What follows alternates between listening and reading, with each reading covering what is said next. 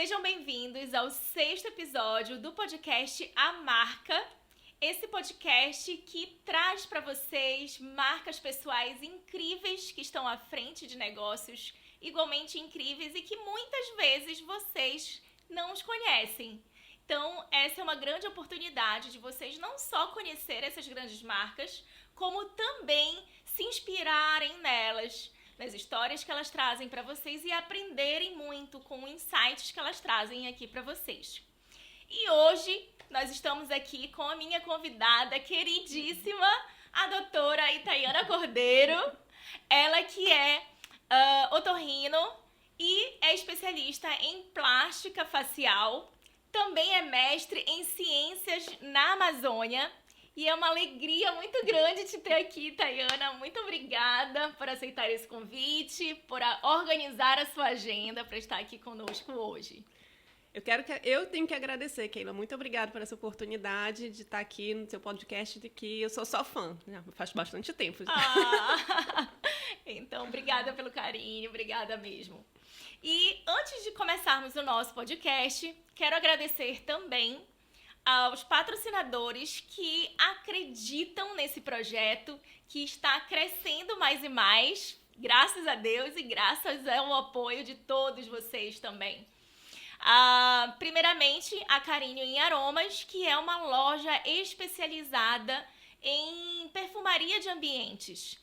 Gente, é uma loja que traz algo muito diferenciado aqui em Belém, aqui no nosso estado, que é o marketing olfativo. Então, para quem está buscando desenvolver o aroma da sua marca pessoal ou da sua marca empresarial, pode procurar a Lorena Daives. E ela também traz presentes especiais para quem quer presentear pessoas especiais. Inclusive, logo mais ela irá lançar a coleção de Natal. Fiquem ligados, aproveitem para conhecer o trabalho da Lorena Daives na Carinho em Aromas. E o outro patrocinador que também já tem uma relação há bastante tempo de parceria, de cliente, sou cliente deles há muito tempo, é a Métrica Comunicação Visual, que traz soluções, todas as soluções para o seu negócio em termos de comunicação visual. Desde a fachada da sua empresa até a comunicação interna com placas de ambientes, produtos em acrílicos, presentes corporativos, inclusive minhas mentoradas de branding em breve receberão este presente que foi produzido pela Métrica. Então também aproveitem para conhecer o serviço da Métrica, todas as soluções que eles apresentam. E vamos começar com o nosso bate-papo, Itaiana. Vamos lá. Para começarmos, eu quero saber um pouco mais quem é a Itaiana Cordeiro, que poucos conhecem, para além da otorrino, que a gente sabe que é extremamente competente, extremamente cuidadosa, que busca cada vez mais aprimorar o seu conhecimento técnico. Mas quem é a Itaiana Cordeiro? Bem, eu sou médica otorrinolaringologista, como já foi apresentado aí. Sou mãe de um princeso, que eu chamo ele de princeso, o amor da minha vida, meu filho Gael, de 6 anos. E sou dedicada ao otorrino e à plástica facial, né? Eu estou como preceptora lá na residência do Hospital Universitário Betina Ferro. Fico com os residentes lá ensinando essa parte da plástica. O que a Itaiana Cordeiro mais ama? O que ela acredita? O que ela não abre mão? Olha, que eu não abro mão, sinceramente, é a verdade, a honestidade. Eu acho que esse é um valor que está acima de qualquer coisa, seja em qualquer tipo de relação. Relação com o paciente, relação interpessoal. Se não tiver esse princípio, não tem como continuar. Algo mais? Honestidade, verdade. Eu acho que a honra é uma coisa que eu prezo muito, sabe? Então, isso vem muito da criação mesmo. Teus pais. Sim, exatamente. Então, se você não tiver isso na sua vida, você acaba construindo um castelo de cartas. E uma hora a máscara vai cair. Perfeito. É interessante que... Eu até me arrepio quando tu falas isso, porque todas as minhas clientes que eu trago para bate-papo e tudo mais, o que eu converso ao longo de processos de trabalho, eu vejo que estão conectadas nesses valores. Sim. Então eu fico muito feliz porque isso me mostra que eu estou comunicando esses valores de uma forma assertiva para atrair pessoas com valores iguais. Isso. E outro valor também que eu tenho muito conceituado é a gratidão, né? Então, às vezes, hoje em dia eu vejo que está muito na moda esse conceito de gratidão, mas poucas pessoas realmente sabem o que é a gratidão, o verdadeiro significado. Então, esses são os valores que eu procuro passar para o meu filho. E qual é o verdadeiro significado para ti da gratidão? Como você se sente? O que te faz sentir que a pessoa demonstra gratidão a você? Bem, desde lá atrás, você assim, nunca deve esquecer de ninguém que lhe ajudou na sua jornada. Seja financeiramente, ou que gastou tempo com você para te ensinar alguma coisa. Então, isso daí tem que ser muito bem solidificado na personalidade de cada um. Entendeu? Então, sem isso daí, você não vai conseguir progredir em nenhum aspecto da sua vida. Porque é um ciclo, né? Eu digo que é um ciclo exatamente. virtuoso que a gente Isso. entra. Quanto mais a gente reconhece o quanto as pessoas são importantes pra gente, mais coisas boas acontecem na nossa vida, né? E em qualquer relação, assim, Relação. um simples obrigado, assim, para uma pessoa que te serve. Às vezes as pessoas estão... Já vi isso, muitas vezes isso me incomoda bastante. Tá num restaurante e trata mal quem tá te servindo. Entendeu? Verdade. A pessoa está fazendo o trabalho dela, claro, mas deve ser valorizada por isso, um trabalho como qualquer outro. Então, isso demonstra muito do seu caráter também. Com certeza. E do valor, né? Do valor, com certeza.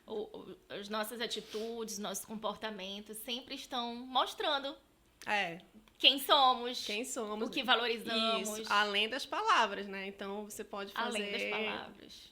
Tem um discurso belíssimo, mas a tua atitude contradiz tudo isso. Perfeito. Eu também procuro praticar a gratidão nos mínimos detalhes do meu dia a dia. Então, às vezes, a nossa funcionária tem os momentos dela e tal, mas ela chega e sempre resolve a nossa vida de alguma forma. Ela dá um jeito de resolver a nossa vida. E aí eu digo pra ela, tu és o nosso anjo da guarda, porque tu cuidas do nosso bem mais precioso, que é o nosso filho. Exatamente. Então, realmente, se não fosse pelo teu apoio, pela tua ajuda, então eu também procuro praticar essa questão da gratidão para além da teoria.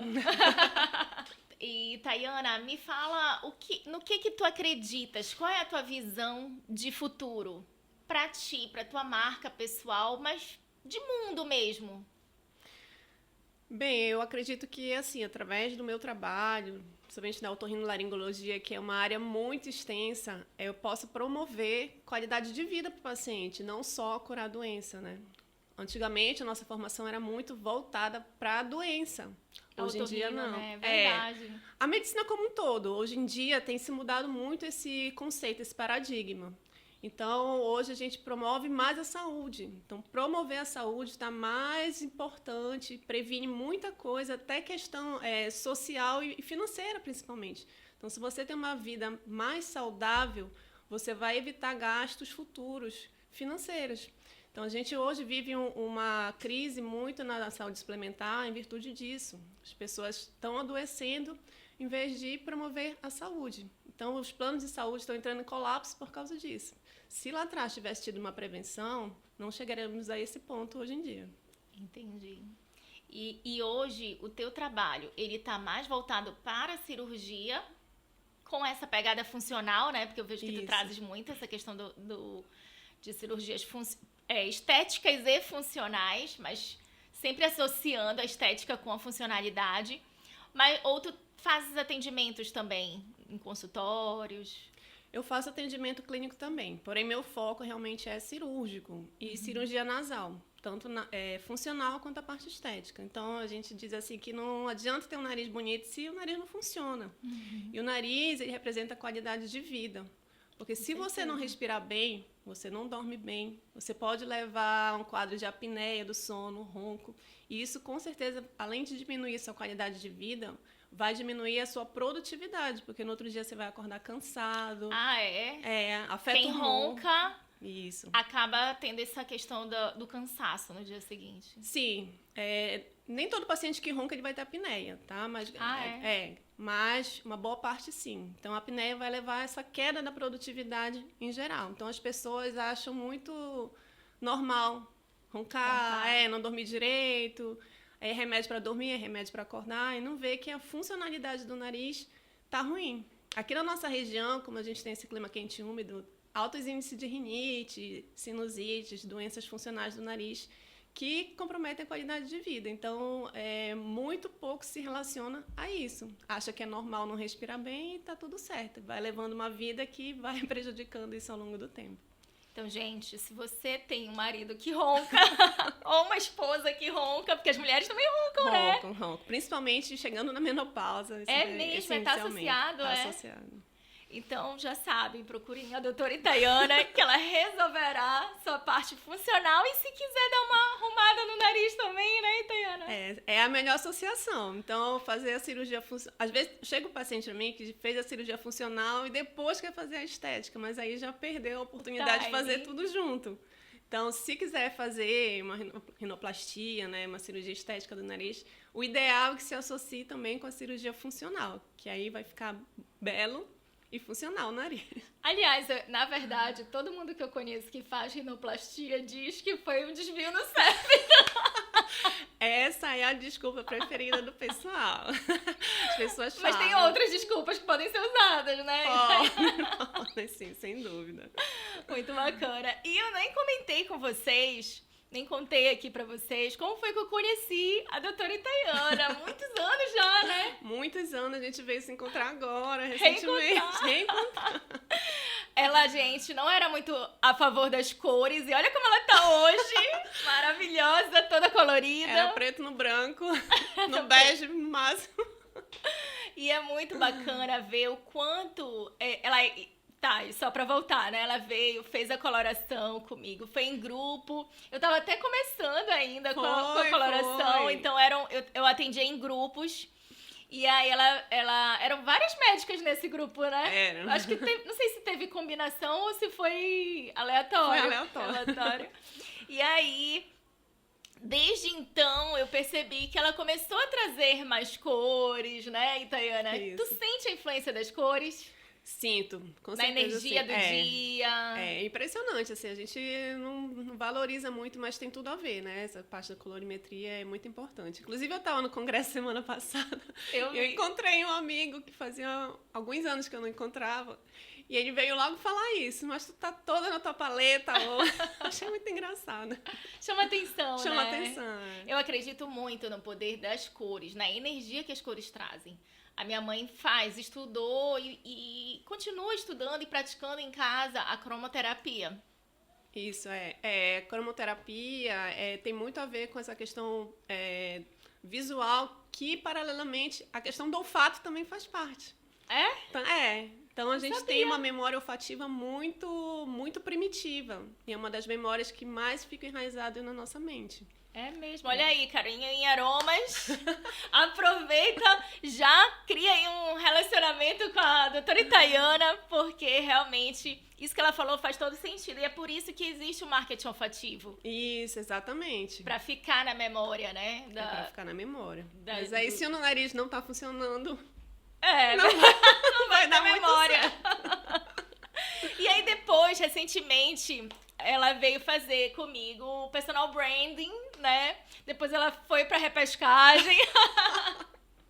E aí ela começou a trazer um pouco mais... A doutora Itaiana é uma pessoa visivelmente reservada, né? Discreta. E aí ela começou a entender a importância de trazer um pouco mais de pessoalidade para se diferenciar, né? Isso. Como foi isso, Itaiana? Conta pra gente. Principalmente nesse contexto de redes sociais que hoje a gente vive, né? Então, assim, na formação médica a gente não tem nada, é apenas técnico. Então, não tem nada de gestão, nada de marketing. E hoje em dia a medicina está muito diferente daquela que eu me formei lá atrás. Sim. Tenho 17 anos de formada, então eu fui formada tecnicamente apenas. Hoje em dia, a gente vê que mudou muito esse conceito, tá? Então, principalmente posicionamento de Instagram. Então, o brand me ajudou justamente nisso. Eu não tinha noção dessa importância, eu não sabia por onde ir. Então, isso daí é uma chave realmente que vira na nossa mente. Então, faz crescer tanto na vida pessoal quanto na vida profissional. Então, realmente é um divisor de águas isso daí. Que bacana, fico feliz por isso. E aí, agora eu te perguntei quem é a Itaiana que poucos conhecem. Ela deu uma enrolada, vocês perceberam, né? E aí eu quero saber se a doutora Itaiana teve algum corre na vida, se foi tudo sempre lindo, sempre maravilhoso. Porque eu sempre digo que as pessoas nos veem, né, e não sabem o que acontece nos bastidores. Isso. Acham que tá sempre lindo, maravilhoso, pleno. A gente não precisou batalhar tanto, a gente não precisou ralar tanto. E a gente sabe que não é assim. Aqui temos vida real, né? E é legal, eu gosto sempre de trazer essas questões, esses pontos da nossa história, porque é isso que inspira as pessoas. É isso que faz as pessoas perceberem que houve um trabalho árduo para se chegar onde está. Então, Exato. compartilha com a gente aquilo que for possível dentro da sua descrição. É uma frase que é muito divulgada assim, quem vê o close não vê o corre, né? O teu palco é diferente do teu bastidor. Então, assim, eu fiz faculdade pública, né? Fiz o FPA. Então, o vestibular na época era concorridíssimo. 6 anos de medicina. Depois eu passei para fazer otorrinolaringologia na UFPA também, no Hospital Betina. Tô até hoje lá. Como docente. Como preceptora agora. Mais 3 anos. Fiz 2 anos de pós-graduação em São Paulo, nessa parte de estética facial. Então, foram 2 anos muito corridos, assim, muito difíceis, porque eu tinha acabado de casar, tinha acabado de entrar na FAB. Eu fui militar também, gente. Foi? E fiquei 2 anos na Ponte Aérea São Paulo-Belém. Então, depois... Não deve ter sido fácil. Não foi nada fácil. Então, depois que eu terminei isso daí, que eu fui fazer mais outra residência. Então, eu fiquei mais 1 ano. Fui morar fora do estado, fazer um fellowship, que a gente chama, que é essa subespecialização, na Bahia. Então, eu ficava... Ah, foi? Olha só, essa parte eu não sabia. Então eu ficava todo mês indo e vindo, indo e vindo. Então, essas idas e vindas, assim, desgasta muito, tanto física quanto emocionalmente, né? Mas se você tem um objetivo, nenhum obstáculo vai te parar. As metas, né? Exatamente. E como foi viver essa experiência fora do estado? São Paulo é meio que a extensão do Pará, né? Tem muito paraense lá. Tem uma comunidade lá muito unida, por sinal. Quem a gente não encontra aqui em Belém, a gente encontra em São Paulo. É verdade. E eu digo que os paraenses se atraem, né? Se atraem, a gente sem dúvida. sai daqui pra respirar novos ares, chega lá, só paraense. Desse jeito. Agora, na Bahia, como foi? Eu adoro a Bahia. Assim, na verdade, eu adoro os baianos. Eu tenho amigos lá, família de amigos lá. E amo eles, adoro o jeito que eles falam, adoro o sotaque baiano. Como foi essa experiência lá? Foi legal? Eles foram acolhedores? Porque eles são bem acolhedores, né? São. Baiano é meio parecido com paraense, né? Então, são um povo muito acolhedor. Eu fiquei em Feira de Santana, que é a segunda maior cidade lá da Bahia. Sim. Uma cidade que eu me identifiquei demais. Gostei muito de morar em Feira.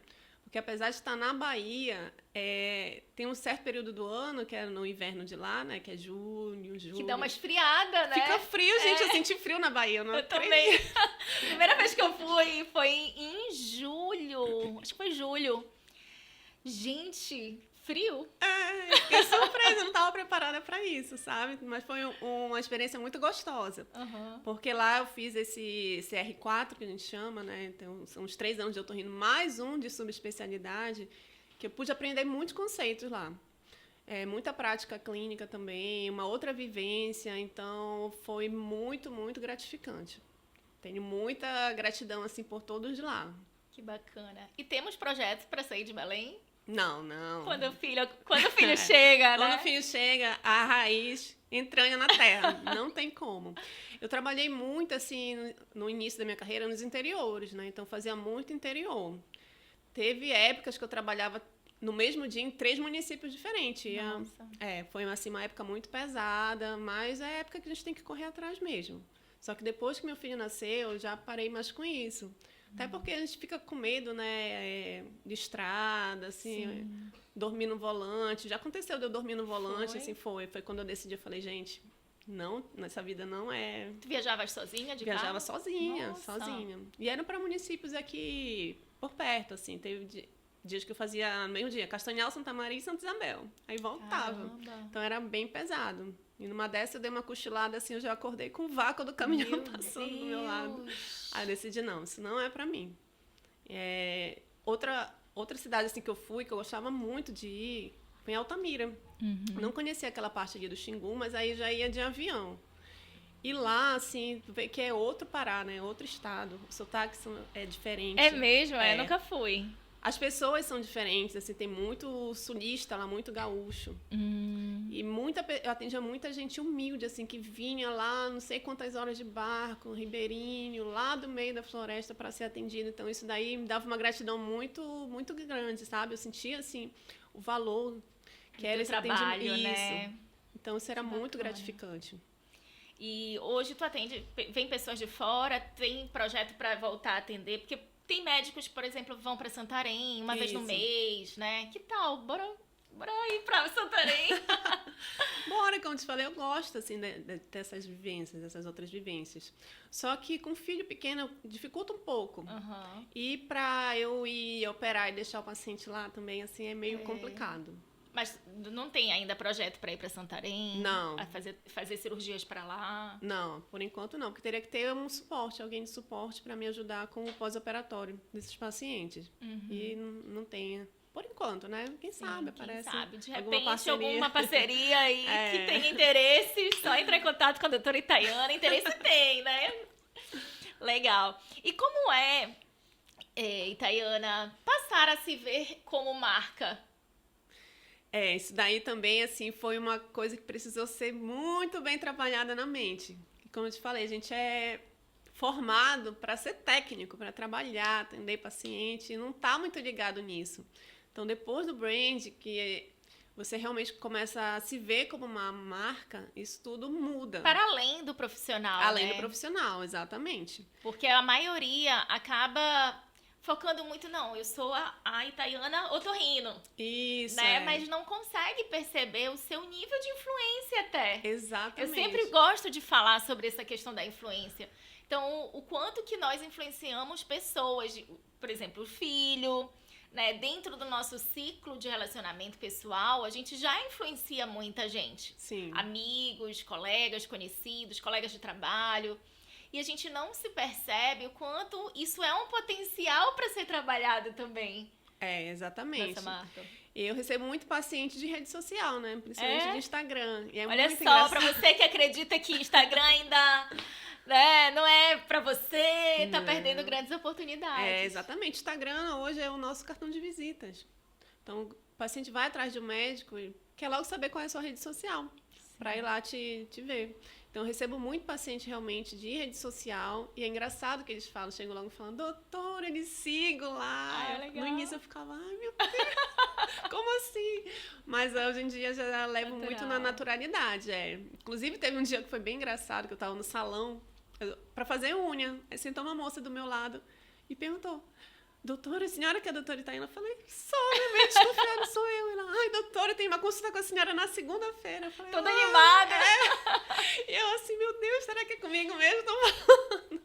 É bem interessante essa mudança, assim, de paradigma, né? A gente, no início, eu também ficava constrangida, assim, meio sem saber o que falar. A pessoa falar, oi, eu te sigo e tal. Aí eu ficava assim, ai, legal, não sabia nem o que dizer. Exatamente. Aí depois eu fiquei pensando, posso estar passando uma imagem de uma reação de uma pessoa snob, de uma pessoa diferente do que ela vê no Instagram, né? Então aí eu comecei a me policiar quanto a isso. E isso a gente tem que ter muita vigilância, porque você tem que ser a mesma pessoa em todos os ambientes. Com certeza. Todo e qualquer lugar. Coerência. Né? Coerência, exatamente. Então, se você é uma no Instagram, você tem que ser a mesma coisa fora.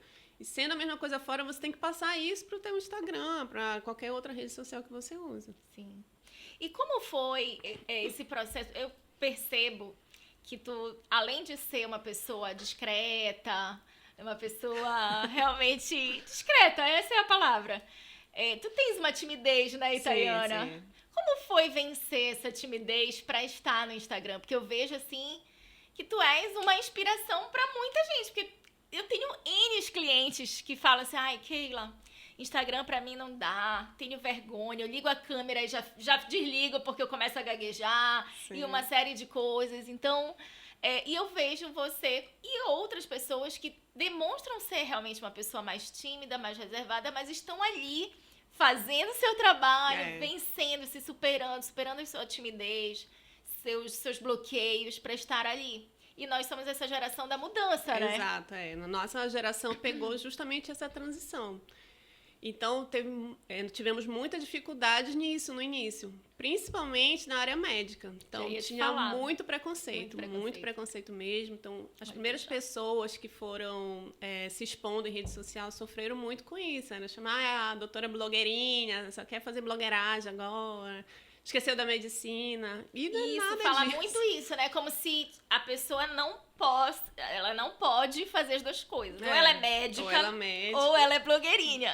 Exatamente. E você vê que não é nada disso. Principalmente agora com a pandemia, isso foi um divisor. Então, aquela pessoa lá atrás que te criticava é a mesma que te pede dicas hoje. Perfeito. Que abrir o Instagram, porque isso nada mais é do que uma prestação de serviço. Você está ali prestando seu serviço para a comunidade. Mesmo que não possa ir numa consulta com você, que não possa pagar uma consulta, não pode vir a Belém para ir com você ou fazer uma consulta via telemedicina, que hoje é permitido, ela está ali recebendo dicas importantes, que realmente vai fazer uma diferença na vida dela.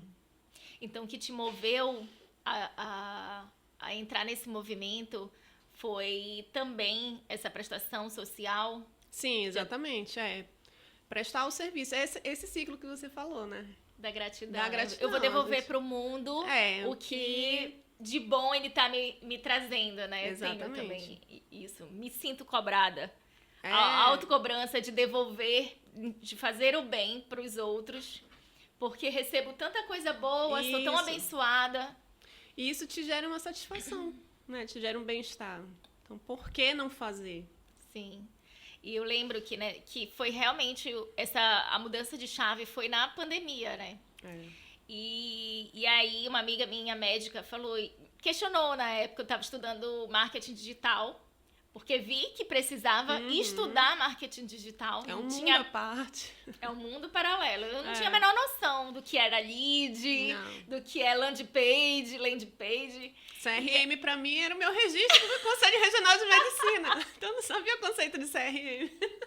Exato. Então, naquele momento, no meio da pandemia, ela disse assim, ai, amiga, mas os médicos de Belém todos criticam, metem o pau e tudo mais.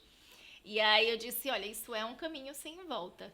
Ou você começa logo, você é uma das primeiras, ou você vai ficar por último. Exatamente. Né? Então, quem chega cedo bebe água limpa. Perfeito. Então, você se posicionar o quanto antes. Já vira referência. Enxergar essa mudança, não ser resistente a isso te coloca num outro patamar. Com certeza. E ainda tem a crítica aos que são picareteiros, vamos dizer assim, né? Então, como se posicionar no Instagram também fosse entrar nesse jogo. E não é, né? A gente conversa muito isso nas minhas turmas de branding da área da saúde, né? Que você tem duas opções. Deixar os picareteiros ganhar espaço cada vez mais, e a sociedade vai sofrer as consequências com isso.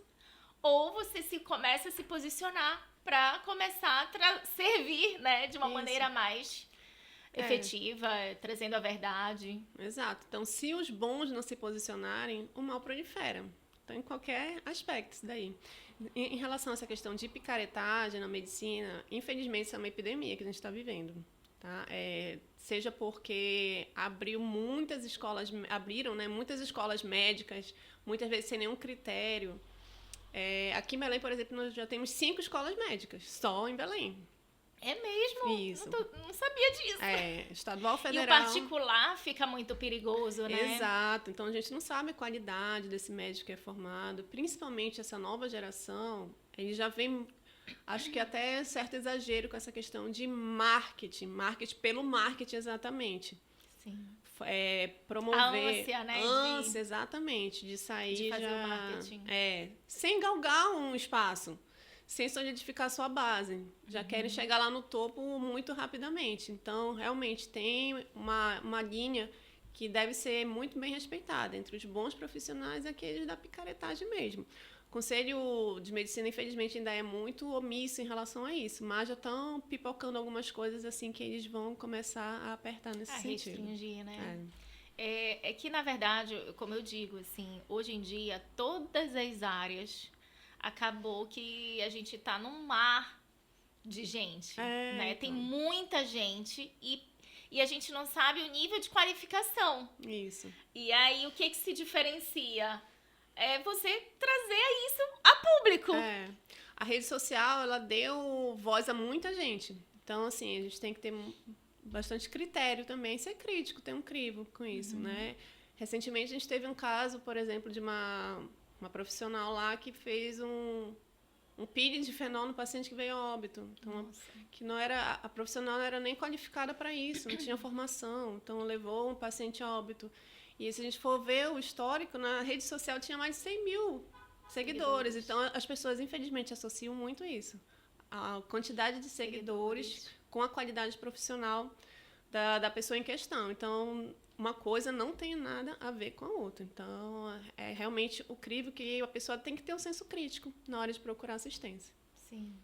Agora, conta pra gente um pouco mais sobre histórias. Eu adoro puxar as histórias das pessoas. E aí, como é que foi a tua história com a medicina, com a otorrino? Sempre quiseste ser médica desde criança? Como foi? Eu sempre quis ser médica, aquela coisa que assim... Seus pais são médicos? Não são médicos. Ninguém é médico da tua família? Não, eu tenho um primo e uma prima médicos. Ou seja, da tua geração já, né? Isso, mais velhos que eu. Mas assim, na minha família mesmo, a única médica. Então, eu nunca tive muita alternativa na minha cabeça, além de fazer a medicina. Sempre me vi nisso daí, médica. E de onde surgiu a vontade de fazer medicina? Foi inspirada em alguém? Vistes alguém? Foi salvar alguém? Quando eu era pequena, eu tinha...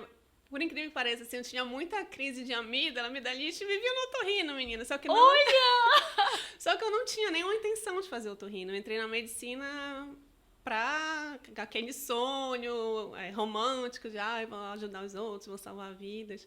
E as trilhas foram se abrindo, né? Foram caminhando para cada lado. Eu fui bolsista na faculdade, 3 anos na pediatria. Então, eu estava muito inclinada a fazer pediatria. Aí, depois passei para cirurgia, depois passei para rádio, dermato. Então, viveu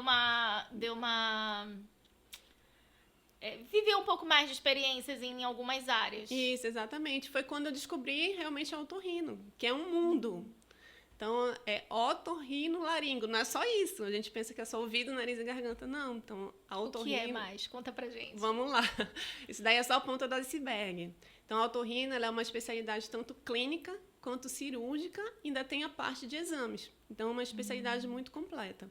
Além dessas 3 básicas, tem ainda a otorrinopediatria, a plástica facial, otoneurologia, que as pessoas nem sabem o que se trata. O que é? Conta pra gente. Otoneurologia é a parte da otorrino que trata das tonturas, da famosa labirintite. Ah, sim. Que na maioria das vezes nem é labirintite. Tudo é labirintite. Tudo é labirintite, mas eu tenho cliente é fono, né? Fono. E elas falam isso. Tontura nem sempre é labirintite. Quase nunca é labirintite, não é verdade.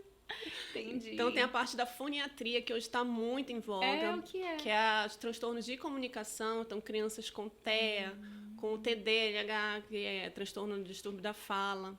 Hoje tem uma demanda absurda por isso. É o otorrino que o otorrino cuida, que trata, o otorrinofoniatra. Então, é uma subespecialidade. Nossa, eu nunca tinha ouvido falar. É muito recente, né? E muito novo. Aqui em Belém temos poucos, mas são muito competentes também. Então, tem a parte de cirurgia, estomatologia, né? Parte de doenças da boca, faringologia. Tem a parte de medicina do sono, que também é uma área muito grande, muito em voga. Todo mundo está perdendo, né, o sono. Todo mundo está perdendo o sono. Então, é muito ligado a essa qualidade de vida. É um universo muito vasto. A parte da otologia em si, que é as doenças do ouvido, tanto clínica quanto cirúrgica. Tu fazes também, né? Essa parte não? Não, parte de ouvido eu não faço. Eu tô focada mais na Ah, plástica. é otoplastia, né? Eu faço otoplastia, que é a cirurgia. Quem tem as orelhas de abano já sabe também, a doutora Itaiana faz. Inclusive, a otoplastia é a cirurgia plástica que é mais realizada em crianças. Ah, é? A partir de 7 anos. Não sabia. Achava que era nos adultos. Olha só como não. A gente não sabe de nada. A partir de 7 anos já atinge a orelha o tamanho de um adulto. Então, a criança já pode ser submetida a essa cirurgia. Principalmente, eles buscam mais por causa do bullying, né? Então, é uma fase que a criança na escola começa a sofrer bullying. Entendi. Meninos, principalmente, que a menina ainda disfarça, bota o cabelinho assim e disfarça, mas menino não. Mesmo? Eu não sabia infelizmente. que tinha tanto. É que ninguém fala, né? É que ninguém fala, então recebe muitos apelidos, orelha de Dumbo, orelha de antena parabólica, sabe? Umas coisas assim. E como geralmente é familiar, já é o pai que vem trazendo a criança para evitar que o filho sofra o que ele sofreu. Entendi. Então tem uma questão psicológica também por trás disso. Sim. E aí, então, teu caminhar na otorrino, depois que tu passaste por outras áreas, descobriu o otorrino e só seguiu em frente. E segui em frente. Aí foi quando eu, dentro da otorrino, eu descobri esse mundo vasto. E lá dentro eu descobri a plástica, a cirurgia plástica facial. É que, de fato, eu só comecei a ter uma atenção para isso depois que eu te vi se posicionando nessa área, realmente. Sim. Aí eu fiquei, mas será que ela virou plástica, cirurgião plástica? Então, qual é a diferença do cirurgião plástico geral para o cirurgião plástico facial? A formação é diferente. Ah, é? Então, o cirurgião plástico geral, ele tem uma formação de cirurgia geral primeiro. Então, faz 2 anos de cirurgia geral, depois faz a plástica. Do otorrino, não. Faz 3 anos de otorrino primeiro e depois faz a plástica. E a nossa... Sem fazer a cirurgia geral. Sem fazer a cirurgia geral. Porque nós não mexemos com a parte corporal, só com face. Tanto que a nossa associação... Né? Isso. A nossa associação é a Associação Brasileira de Otorrinolaringologia e Cirurgia Cérvico-Facial. Então, do pescoço para cima, a gente domina. Entendi. Ai, que bacana. E, Tayana, vamos agora falar de curiosidades, que é uma coisa que eu adoro ver quando eu tô no Instagram, no YouTube. Eu tenho certeza que as pessoas vão adorar saber. Conta uma curiosidade que pouca gente sabe dentro da área da medicina, dentro das pessoas até que têm convivência contigo. Bem, o que pouca gente sabe, justamente pelo fato de eu ser tímida, é que eu era modelo na adolescência. Ui, que legal! Porte tem mesmo! Então fazia uns trabalhos aqui em Belém, tanto de passarela, mais de passarela, propagandas eu fazia, encarte de jornal, esse tipo de coisa. Então, assim, era uma coisa que eu gostava muito, gostava mesmo. Então, era como se eu vestisse um personagem, que bacana. Esquecesse da timidez e eu ia em frente. Isso te desenvolveu? Desenvolveu. Nessa questão da timidez. Então, pelo menos quando eu tava ali, eu era outra pessoa. Podia me sentir em outro lugar. Inclusive... Isso foi em que faixa de idade? Foi até na faculdade eu fazia. Foi. Inclusive, eu sofri um bullying na faculdade por causa disso. Sério? Teve uma campanha que eu fiz, que foi de uma página inteira de jornal. Eu já estava no internato, que o internato é assim a fase que a gente está na prática, os 2 últimos anos do curso. Então, era uma página inteira de jornal. Saiu no domingo. Quando eu cheguei na Santa Casa, na segunda-feira, tava lá no quadro de avisos. Gente, eu faltei morrer. Acho que eu só não tive um treco lá na hora porque eu fui resistente. Olha o que a nossa geração viveu e que essa geração já não vive mais. Não. Porque seria processo na hora. Na hora. Então, assim, eu tive muitas fases na minha vida. No início da minha adolescência, assim, também eu fui atleta. Foi. Eu já percebi que tu és bem disciplinada, né? Então, isso me ajudou muito. Foi uma fase muito boa na minha vida. Eu era atleta de natação. Nadava no clube do Remo, apesar de eu ser paysandu. Eu sou paysandu, mas eu treinava no Remo. Então, eu nadei muitos anos. Fiz muitos amigos que até hoje tenho muito contato. Que legal. Então eu viajava, era da seleção paraense. Olha, sério o negócio, né? Competia em nível nacional mesmo, sabe? Então foi uma fase assim de muito, muito, muito aprendizado. E eu quero introduzir meu filho nessa... E já ia te perguntar, como é o teu filho? Ele gosta de esportes? Ele gosta de esporte, só que ele não tem muito foco, né? Ele já tá no terceiro esporte. Ah, mas é normal. É normal. Tá Ele experimentando. Experimentando, aí eu também não forço, não. Mas ele se encontrou agora, tá fazendo um judô, que É. eu gosto muito, assim, pela disciplina, Sim. A filosofia, a né? filosofia, tem toda uma questão por trás. Eu gosto muito de esportes. Não sou muito boa em quase nada do que eu já me meti. Nunca fui da seleção de nada. Só era eu gostava muito de participar dos times Nikkeis de Belém. Sim, né? tem essa comunidade. Comunidade, É. tem competição e tal. Eu sempre estava mais nos bastidores, mais na reserva do que qualquer outra coisa. Mas eu estava lá. Eu tava lá, marcando Eu gostava da interação. Eu gostava de estar no meio, sabe? Sempre gostei muito. E aí, sempre vi que o esporte, ele traz ensinamentos muito importantes. Traz. Né? Essa E questão uma- de filosofia. E são coisas que você leva pra sua vida. Exato. Faz diferença lá Faz na muita frente. diferença. E corporalmente também, assim, você se disciplina a fazer um esporte. Então, assim, eu lembro quando eu parei de nadar, porque eu estava estudando pro vestibular, eu sentia muita falta daquele ambiente, daquela sensação que o esporte te traz, né? O prazer, né? O prazer, exatamente. Então, é uma sensação de relaxamento também. Sim. E eu sempre busquei sempre estar ligada de alguma forma ao esporte. Qual é o esporte hoje da doutora Itaiana? Hoje eu só tô na musculação. É. Pra jogar beach tênis, É, preciso bora. voltar. Bora, tá aí. Me Só ensina. que é complicado. Eu, dessa minha pequenez, jogar beach tênis com a doutora Itaiana, vou só perder. Cebolas colocadas ali. Mas a gente aprende junto. É verdade. Eu coloco muito o Caio pra esportes. E ele gosta. O pai Sim. gosta, eu gosto também. Então, por exemplo, ele tá muito ligado no futebol. Na verdade, desde pequenininho, ele sempre gostou muito de futebol. Mas fez tênis, gostou também. Aí gosta de fazer natação. Agora ele tá também no tênis de mesa, jogando. Legal. Aí o pai que gosta contratou um professor pra ensinar e Estimular, tal. né? Estimular, ele estimula muito. O pai estimula muito. E é bom apresentar para as crianças esse leque de opções. Sim. Né? Sem nada de cobrança. Não Isso. precisa ter essa O cobrança. problema é que o Caio gosta de tudo que ele experimenta. E a semana só tem 7 dias, então Ele quer não fazer dá. tudo. Não dá pra fazer tudo. Mas ele vai se encontrar em um e vai se dedicar a isso. Não, é futebol. Ele já fala até que quando ele for realmente jogador, o patrocinador dele vai ser nada mais, nada menos que a Nike. Invista. Eu procuro estimular. Eu nunca digo, meu filho, para de viajar, nada disso. não. Eu digo, é isso mesmo, filho. Vai ser a Nike. Tá certíssimo. Tá certíssimo. Vamos ver o Caiozinho na seleção. Aham. Amém. Que ele me leve lá É. pra Europa. Vai lá pros Emirados Emirados Árabes. Árabes. Amém. E conta uma outra curiosidade, Tayana. Outra curiosidade é que eu fui militar. Sim. Fui militar da FAB. Como foi esse período? Foi logo que eu saí da residência médica, eu entrei direto pra FAB, né, como voluntária. Eu fui voluntária lá. Ah, foi? Foi. Então, o médico, assim, pra quem não sabe, né, profissionais de saúde, médico, farmacêutico, dentista, eles são os homens, são obrigados a se apresentar. Sim. Se não serviu aos 18 anos, não fez apresentação no serviço militar, ao se formar, eles têm que passar pela junta. Alguns são recrutados, outros não. Para mulheres, não. Mulher Eles voluntária. voluntariam. Então eu fui voluntária. Eu entrei já como especialista e assim, eu adorava, menina, adorava. Era uma coisa que eu gostava bastante. Eu já não iria gostar, não. Porque eu sei que vocês têm umas missões, né? Se bem que na FAB é Força Aérea, então não tem muitas essas missões na selva, né? Tem, menina, Tem? tem. Eu já peguei 2 missões lá, mas graças a Deus foram missões light.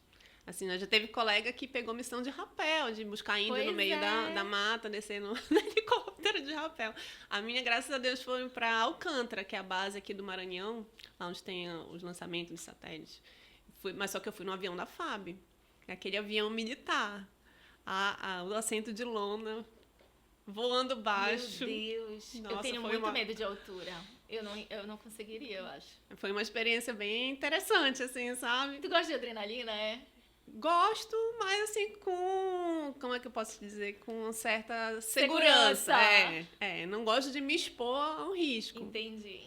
Mas uma adrenalinazinha, assim, é bem interessante. E o que tu mais gostavas desse período? Era adrenalina? Eu gostava mais do ambiente, das pessoas. Então, eu fiz grandes amigos lá. Que hoje, uma das minhas melhores amigas até hoje, eu conheci na FAB. Então, assim, eu tenho muita gratidão por esse período também. Que é um mundo totalmente à parte. Você sai de uma residência médica, entra no mundo Outra militar. visão, né? Fala, meu Deus, o que é isso? A gente não tem noção para que servem as Forças Armadas. Né? Então, assim, isso mudou muito na minha cabeça. Eu só saí mesmo porque eu fui fazer o fellow e quando começa a ficar muito militarizado também, assim, a gente já tem meio que... É uma filosofia também de vida, exato, né? Você tem a opção de seguir a carreira. Eu não quis seguir a carreira, então optei por sair. Eu percebo que as pessoas que eu conheço que já passaram pelo serviço militar têm uma visão bem diferente de vida. Isso, tem. Né? Isso São é mais inegável. disciplinadas, buscam mais os seus objetivos, Isso, mais são resilientes. E mais proativos também, né? Não são muito de esperar acontecer. Vai lá e resolve. Tem muito também essa filosofia de espírito de corpo, que eles chamam, né? O que é o espírito de corpo? De ajudar. Você ajudar o coletivo, assim. Você faz pelo seu companheiro também, não é só o seu trabalho. O seu trabalho vai afetar o outro também, então vamos junto. Entendi. E como é a Itaiana no lado espiritual, no lado de desenvolvimento pessoal? Tu buscas essas... Eu pergunto assim porque eu busco muito, né? Processos de desenvolvimento, terapia, Sim. A espiritualidade. Às vezes eu tô mais embaixo, às vezes eu tô mais em alta, mas é algo que eu sei que é muito importante. A gente precisa estar sempre vigilante. Porque quando tá bem, a gente tende a dar uma relaxada, né? Como é que é a visão da Itaiana Cordeiro? Olha, hoje em dia eu tenho buscado muito mesmo fortalecer esse lado espiritual, sabe? É uma coisa que eu tô valorizando demais, tenho estudado muito sobre isso. Até porque, assim, eu passei por um período difícil de divórcio, então, assim, a gente acaba... revendo muitas coisas na vida, e isso foi um dos pilares que me sustentaram. Então, eu tenho investido muito nessa questão, lido muito, escutado podcast sobre o assunto, né? Então, você vê assim, a importância. Lido muito a Bíblia, então eu desconhecia a Bíblia. Eu sabia, tinha a Bíblia em casa, como todo mundo tem, lá empoeirando na estante. Mas hoje não, eu participo de estudos bíblicos. Então, isso tem iluminado muito a minha vida mesmo. Sabe? Então, você vê que essa parte espiritual faz parte da tua vivência. É o tripé, né? Não tem como dissociar, gente. Não tem, infelizmente. Com certeza. E a parte do desenvolvimento humano, pessoal, como é que é? Tu também buscas fora da espiritualidade, né? Paralelo, vamos dizer assim. Eu faço terapia também, então acho que terapia é vida, né? Eu digo que a gente merece, não é que a gente precisa, é que a gente merece. Todo mundo merece, exatamente. Então, assim, eu vejo muito que depois, como eu lido muito com pessoas, então da pandemia pra cá, as pessoas, muitas assim, perderam o norte, né? Deram uma pirada realmente, muitas...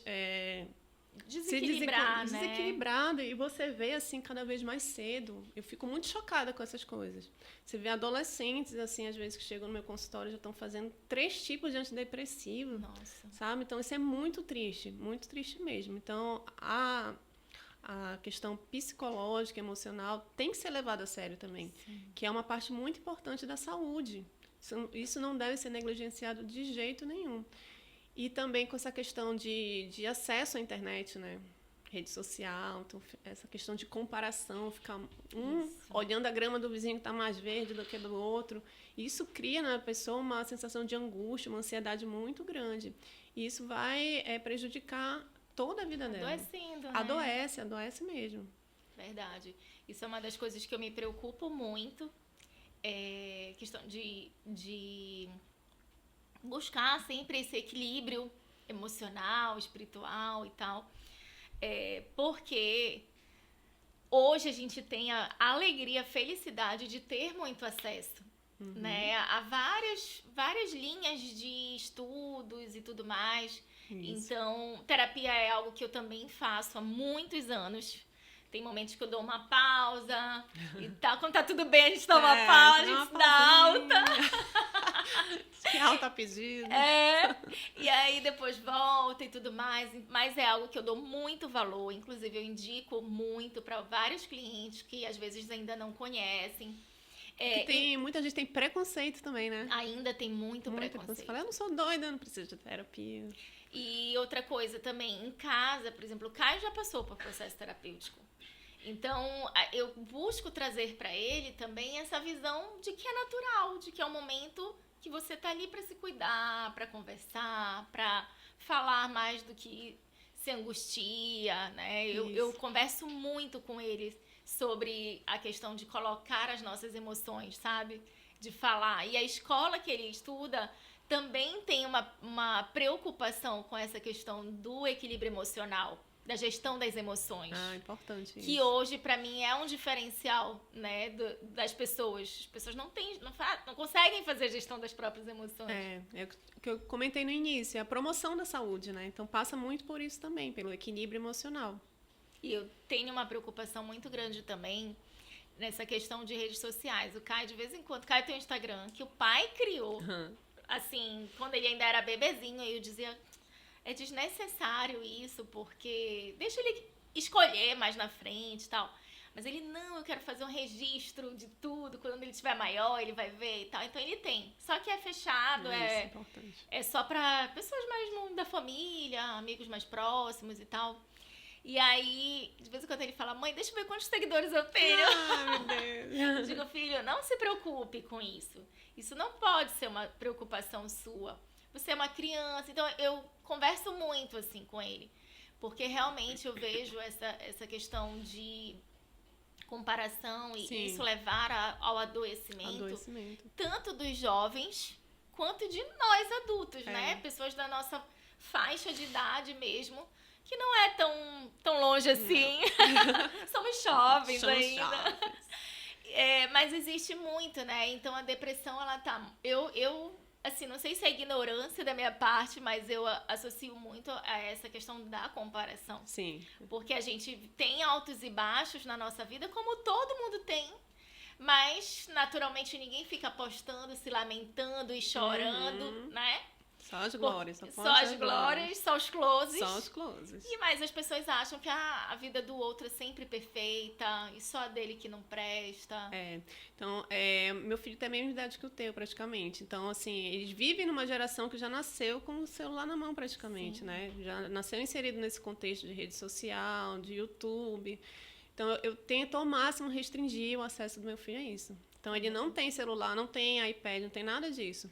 Só que na escola, ele lida com os coleguinhas que tem. Então, isso já causa um conflito para ele. Ele me pede, só que eu sou muito vigilante em relação a isso. Eu não exponho de jeito nenhum.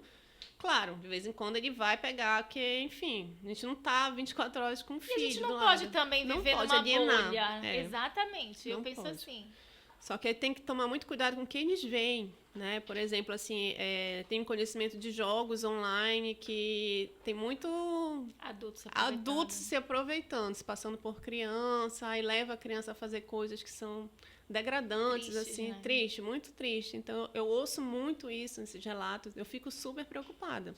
Então, a gente sempre tem que estar vigilando. Não deixe a criança sozinha na internet, que isso daí pode ser um perigo.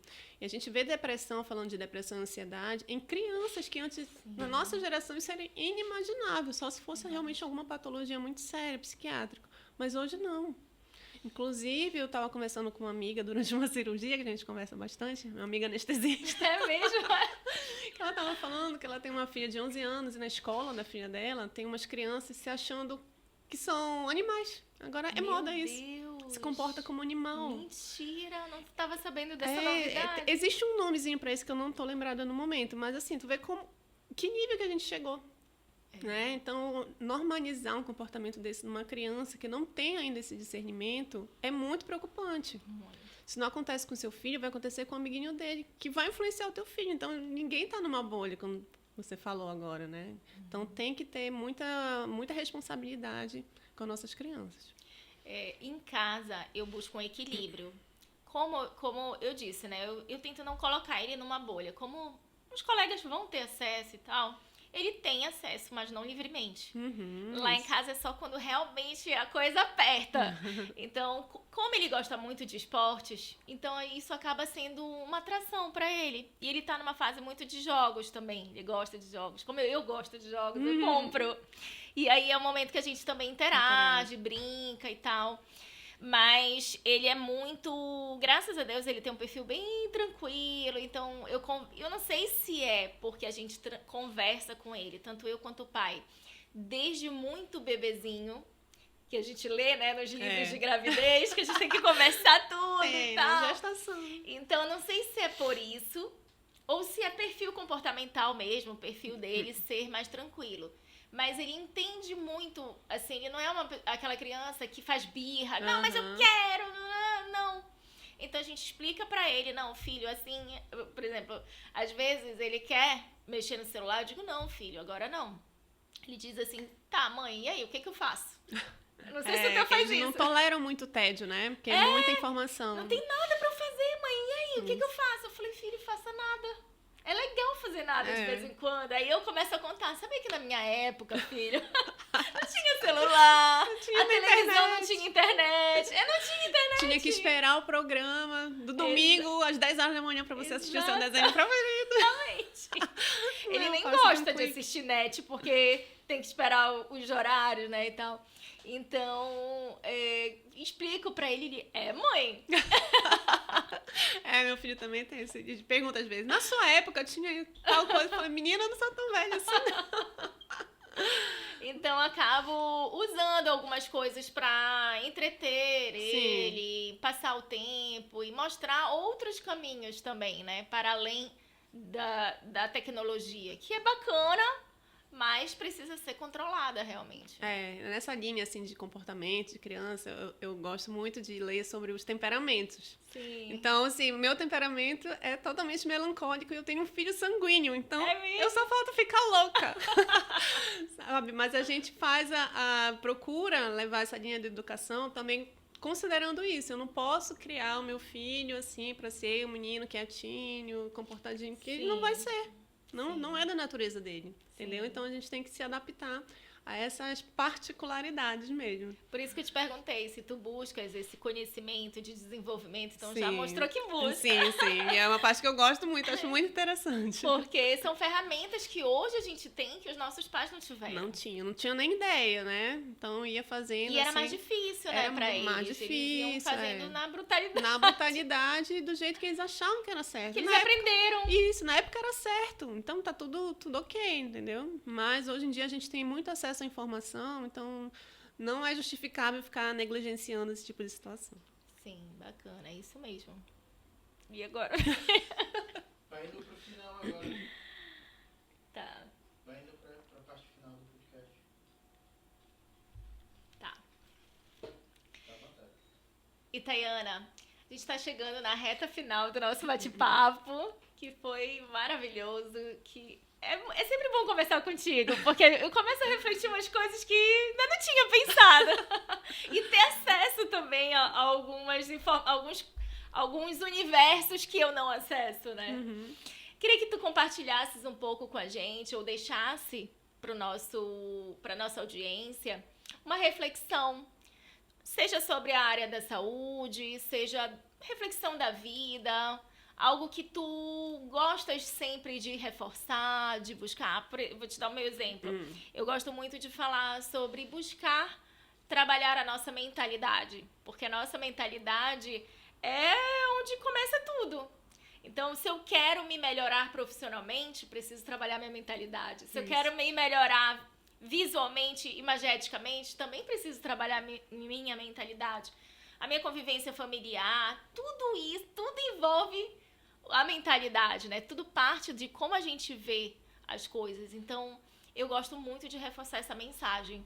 O que normalmente tu gosta de deixar de mensagem, de reflexão para o teu público, onde tu normalmente tem ali uma oportunidade de fala? Essa parte assim de mentalidade, de autoconhecimento é uma coisa que eu venho buscando muito também, sabe? Então, antigamente a gente era muito engessado. Você é médica, você é só médica. Então, você vai fazer aquilo a tua vida toda e é isso, vai estudar medicina para sempre. E hoje em dia, não. Então, uma coisa que eu tenho gostado muito de estudar, além da medicina, é a parte de finanças e investimentos. Ai, legal. Inclusive, meu mestrado foi em gestão. Porque, principalmente na formação médica, a gente não sabe como lidar com o mercado de trabalho. Então, são muitas taxas, muitos impostos que o médico não tem nem noção para onde vai. Então, essa é uma área que eu gosto muito de estudar, além dessa parte de comportamento humano e espiritualidade. Então, são nuances assim que eu tenho gostado muito de me aprofundar nessa parte. Principalmente agora na espiritualidade. Então, conhecer as coisas, entender. Você fala assim... eu já ouvi falar disso na Bíblia, por exemplo, mas eu não sabia que era esse o contexto, assim, sabe? E vai se clareando as coisas. Então, isso daí é muito gratificante, é muito legal. Até porque a gente tá com um filho que começa a questionar, né? Não sei o teu, deve ser no estilo do meu, mas no meu, a gente pergunta, por exemplo, a gente vai pra missa, ele olha Jesus crucificado e fala, mãe, mas por que Jesus tá na cruz, né? É isso, exatamente. Então, a gente tá vivendo, assim, a minha geração e a tua, eu tava até lendo outro dia que a gente já viveu em 2 séculos, né? Várias décadas, assim, e a gente pega convivência com várias gerações. São os milênios, são a geração Y, X, os baby boomers. Então, cada geração tem uma mentalidade. Então, a gente está vivendo uma época que estão todos se conectando, estão todos vivendo ao mesmo tempo. Então, a gente tem que estar preparado para isso. Eu lido muito com os residentes, né, que são os médicos lá da Otorrino, lá do Betina, que estão em formação. Então, da minha geração para deles, teve um salto assim, muito diferente. Então, com os meus pares, com os preceptores lá, a gente tem uma conversa. Com os residentes tem que ser outra conversa. Então, todo mundo inserido no mesmo contexto, mas são mentalidades totalmente diferentes. Então, a gente tem que saber transitar por tudo isso sem grandes conflitos. E que é um desafio, né? É um desafio, sem dúvida nenhuma. nenhuma. Porque a gente também lida com os mais velhos. Isso, exatamente. Né? Com a geração antes da nossa. Que é muito mais difícil para eles lidar com quem vem abaixo. E parece que cada vez essa diferença está ficando muito mais evidente.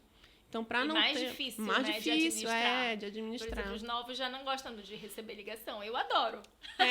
Então, eu tava vendo até os emojis, mudaram o significado dos emojis. Foi? Meu Deus, depois isso, depois. Menina, eu falo, que loucura, gente. Então, as coisas vão mudando de uma hora para outra. E agora, com a inteligência artificial, sim, a gente tem que estar muito inserido também nesse contexto. Já é mais uma coisa que a gente tem que aprender. Mais uma coisa que tem que aprender e não adianta fugir, tem que aprender.